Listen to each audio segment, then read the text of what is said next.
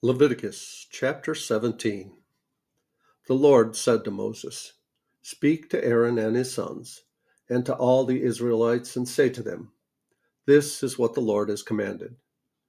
Any Israelite who sacrifices an ox, a lamb, or a goat in the camp or outside of it, instead of bringing it to the entrance to the tent of meeting to present it as an offering to the Lord in front of the tabernacle of the Lord, that person shall be considered guilty of bloodshed. They have shed blood and must be cut off from their people. This is so the Israelites will bring to the Lord the sacrifices they are now making in the open fields. They must bring them to the priest, that is, to the Lord, at the entrance to the tent of meeting, and sacrifice them as fellowship offerings. The priest is to splash the blood against the altar of the Lord at the entrance to the tent of meeting, and burn the fat as an aroma pleasing to the Lord. They must no longer offer any of their sacrifices to the goat idols, to whom they prostitute themselves. This is to be a lasting ordinance for them and for the generations to come.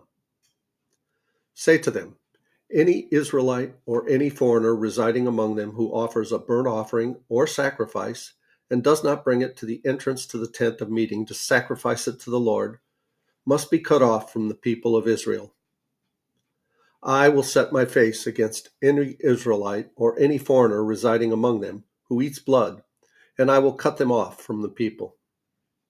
For the life of a creature is in the blood, and I have given it to you to make atonement for yourselves on the altar.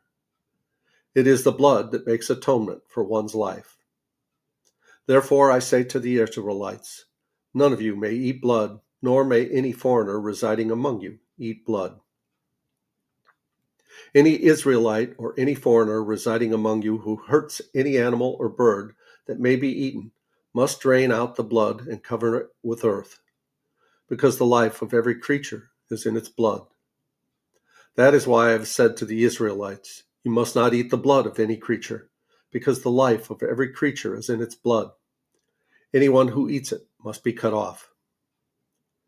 Anyone, whether native-born or foreigner, who eats anything found dead or torn by wild animals must wash their clothes and bathe with water, and they will be ceremonially unclean till evening.